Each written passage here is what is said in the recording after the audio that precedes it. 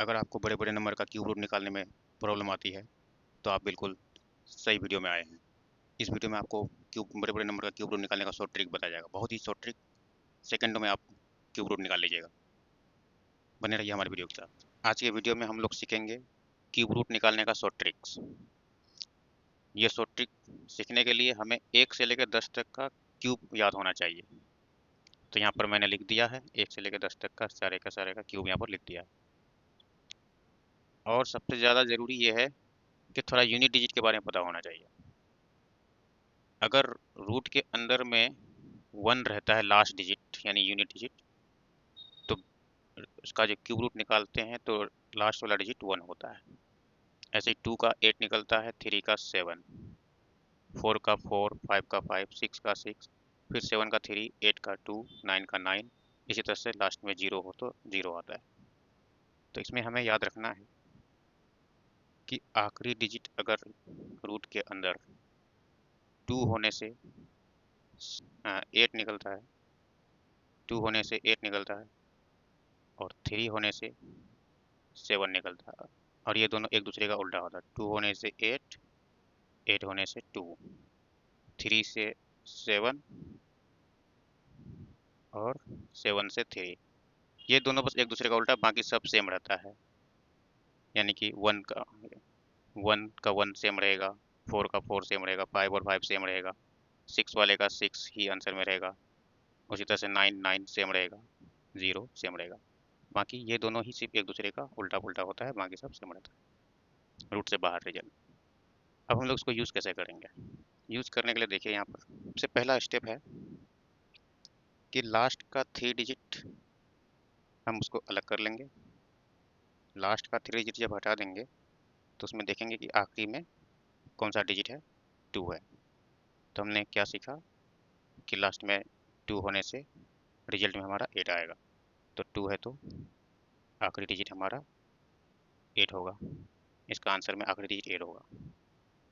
अब हमें देखना है कि ये जो हमारे पास 110 जो यहाँ बचा हुआ है, वो कौन से दो नंबर के बीच में आता है क्यूब करने पर। तो हम जानते हैं 64 और 125 के बीच का ये नंबर है। तो इनको यूज़ नहीं करना है, ये किनका क्यूब है उनको यूज़ करना है। तो इसमें से छोटा वाला कौन है, 64। तो हमें यहाँ से 4 ले लेना है। तो 48 इसका क्यूब हो गया, क्यूब रूट हो गया।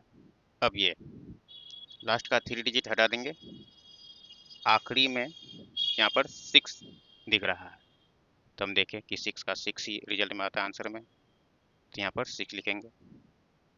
अब फिर देखेंगे कि ये जो 17 है कौन से दो नंबर के बीच का है, इसका रेंज देखेंगे हम। 17, 8 और 27 के बीच का नंबर है। तो छोटा वाला कौन है, 8, 8 के सामने कौन है, 2, यहाँ से 2 लिख देना है। 26 इसका आंसर हो जाएगा। इसी तरह से नेक्स्ट यहाँ पर 768 है, 3 डिजिट साइड कर लिया। अब यहाँ पर आखिरी डिजिट में हमारा कौन है, 8। तो हमने याद किया है 8 का 2 होता है, 2 का 8 होता है। अंदर में अगर 8 हो तो बाहर में 2 निकलेगा, तो 2 लिखा। और ये 32 को हम यहाँ पर देखेंगे कौन से दो नंबर के बीच का नंबर ये माना जाएगा। 32 जो है 27 और 64 के बीच का नंबर माना जाएगा। तो छोटा वाला कौन है, 27। तो छोटा वाले के सामने का ये डिजिट हमें उठा लेना, 3 उठा लेना है। 32 हमारा आंसर हो जाएगा। इसी तरह 877, 877 आखिरी डिजिट हम देखेंगे तो 7 दिखाई पड़ रहा है। तो अंदर की तरफ 7 हो तो बाहर की तरफ 3, 3 का 7, 7 का 3 हमने याद कर चुका है। तो यहाँ पर 7 है तो 3 लिखना है। अब हमारे पास कितना बचा, 148। 148 कौन से दो नंबर के बीच का नंबर यहाँ का, तो 125 और 216 के बीच का नंबर है। जो छोटा है उसी के सामने वाला यहाँ पर उठा लेना, 5, 5 का क्यों है वो, तो 5 लिख लेना है, आंसर होगी। इसी तरह से यहाँ पर 3 डिजिट साइड कर लेंगे तो 7, 7 से 3 बाहर आता है। अब 148, 148 इन दोनों नंबर के बीच का नंबर है।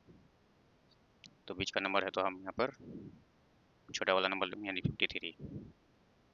Question number 6। तो 6 नंबर क्वेश्चन में ये 3 डिजिट हमने साइड किया तो इसमें लास्ट डिजिट 7 था। 7 से 3 बार आता है। फिर हमें देखना है कि ये 79 कौन से दो नंबर के बीच का नंबर है।